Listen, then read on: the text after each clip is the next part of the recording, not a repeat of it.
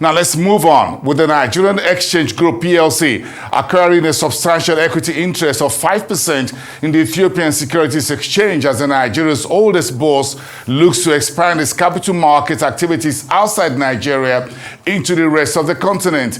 The Nigerian Exchange investment was made alongside other international institutional investors in the new Ethiopian Securities Exchange that is scheduled to begin operation in the third quarter starting in July. Now let's bring in Chukwu, a market professional and the group CEO at Carry Asset Management, to discuss this significant milestone for the NGS Group and Nigeria as a whole. Now let me welcome you this Tuesday evening to the show, and thanks for connecting in on the program.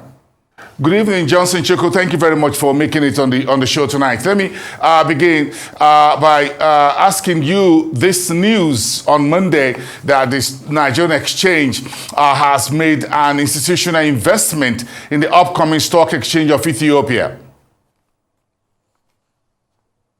For having me, and Baraka Salah to our Muslim brothers and sisters. Well, it was a pleasant news to me because in the first place, having been demutualized, it simply means Nigerian exchange will not only be listed on itself, could also invest in other listed exchanges, and could also have interest in other companies. So investing in the Ethiopian exchange, for me, was a way to actually state its primary new status, or to make a bold statement on its primary new status, to say, look, we have an opportunity to invest in another company in a cross-border investment, and we have seen that opportunity. We're taking it with our full hands. How significant is this Ethiopian Securities Exchange investment for the Nigerian exchange, by the way? How significant is it? Well, there are several importance that this investment will bring to NGX. One is that it diversifies its earnings in the sense that it's going to earn income that is not dominantly Nigerian Naira income. So it has income from other countries, another country. Two, it reduces its national risk unique to a country, or country risk, in the sense that its income is no longer dependent solely on what happens in Nigerian economy. The third factor, it's going to be a proof of concept on its ability to invest in other exchanges. There are several other boarding exchanges in the country. In the continent, you have the South African Johannesburg Stock Exchange, you have the Ghanaian Exchange, you have the Egyptian Exchange. South African Exchange and the Egyptian Exchange are some of the biggest exchanges we have, stock exchanges we have in Africa.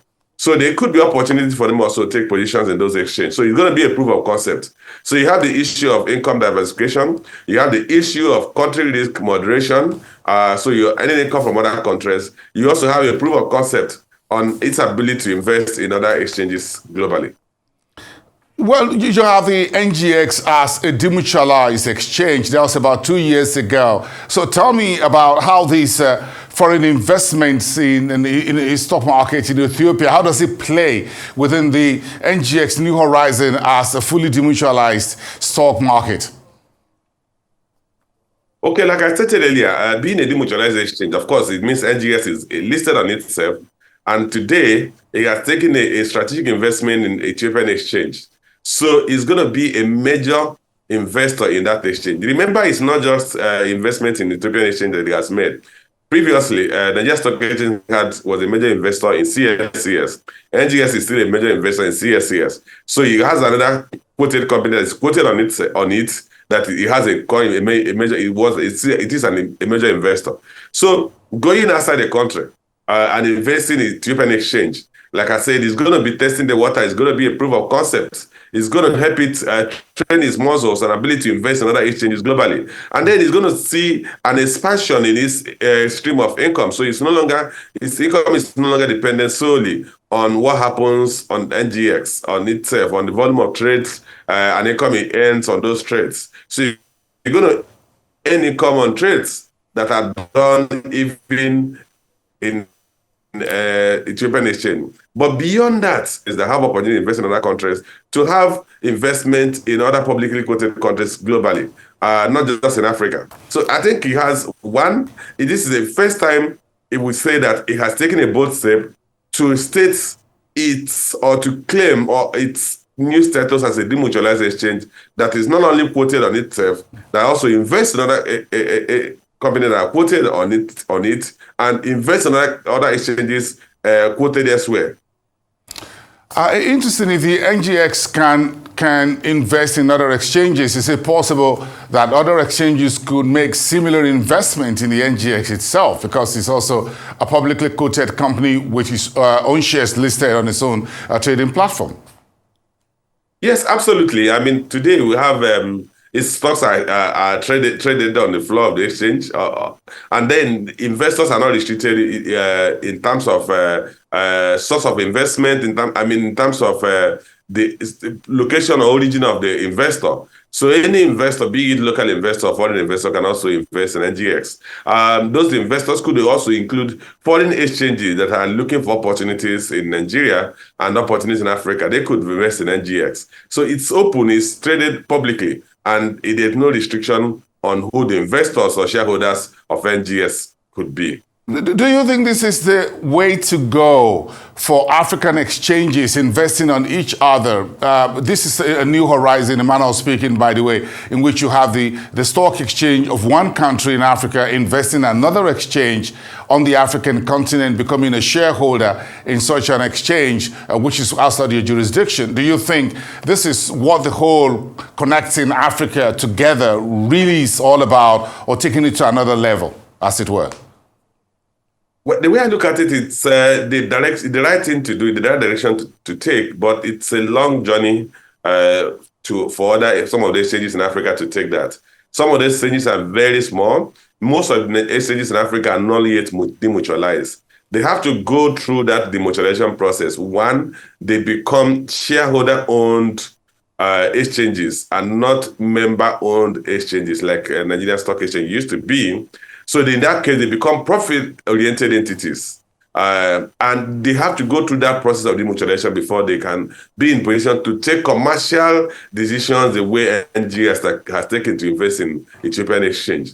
So I think what will happen is that if NGS is successful in this route, in this journey of investing in other exchanges, it could be an incentive for other exchanges in Africa to follow suit. But ultimately, we should have an African economy where the capital market is strong, where the major operator or the major service provider in that exchange is quoted on itself and is subject to corporate governance rules that are applicable to companies that it regulates and are quoted on it. Well, interesting. You spent several years on Market Street. I'm sure you can go back in time. Give me some what you call historical perspectives of how the Nigerian Exchange, now called the Exchange, formerly Stock Exchange, and its members, some of you as stockbrokers, have supported the development of other exchanges on the continent.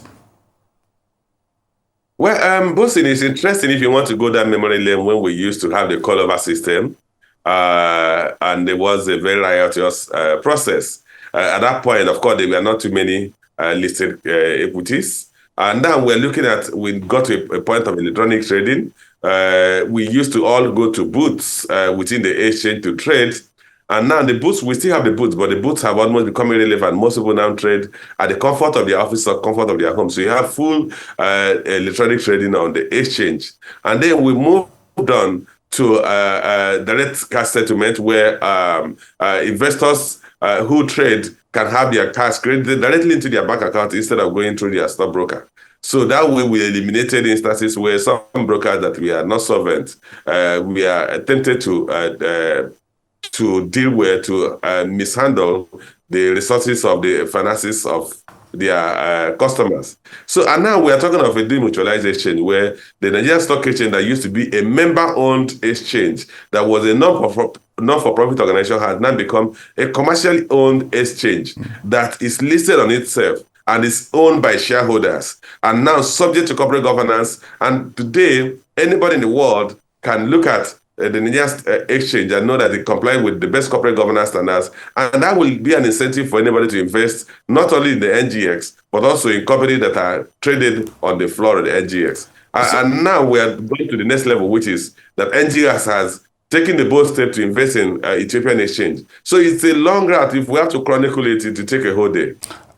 Yes, and that's very interesting what you've just chronicled. But I was aware that over the past years, the Nigerian exchange, or the Nigerian Stock Exchange as it is known, had supported other stock exchanges in Africa to set up or develop themselves. Yes, we are part of the process of setting up the Nigerian Stock Exchange. I think the Nigerian Stock Exchange was also involved in setting up the Sierra Leonean Exchange. So in Africa, we played a major role in hand-holding smaller African economies to set up an exchange to allow for commercial trading of quoted stocks. Nigeria has been at the pivot of developing the capital market in Africa as it stands today. Okay, so here the Nigerian Exchange is making an investment into the Ethiopian Securities Exchange, but the exchange itself is proposing a rights issue to its shareholders at the next annual general meeting. I'm sure you're aware about that. Tell me more about this. What is this rights issue about?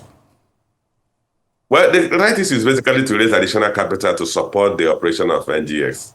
Of course, NGX has now created a new vintage that is looking for opportunities outside the Nigerian economic space and invest in those opportunities. So we need capital to do that.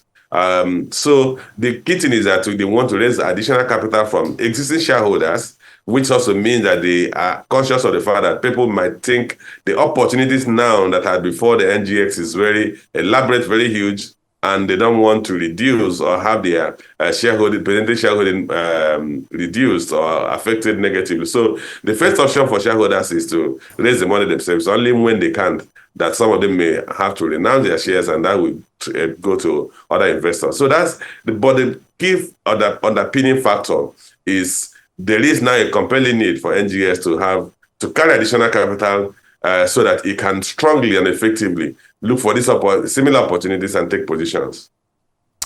Very interesting. It looks like an interesting time for you folks who are shareholders of the NGX at the next annual general meeting. I'm sure we'll get a whole lot more clarifications on the Ethiopian Securities Exchange investment. The exchange would have to speak to you shareholders and market members, professionals as to this particular deal. But it's a good deal on the table as it looks right now. Congratulations to anyone. Thank you very much. We appreciate your time on the show as always. Johnson Chukwu, Group CEO at Carrier Asset Management. Let's leave it there for tonight.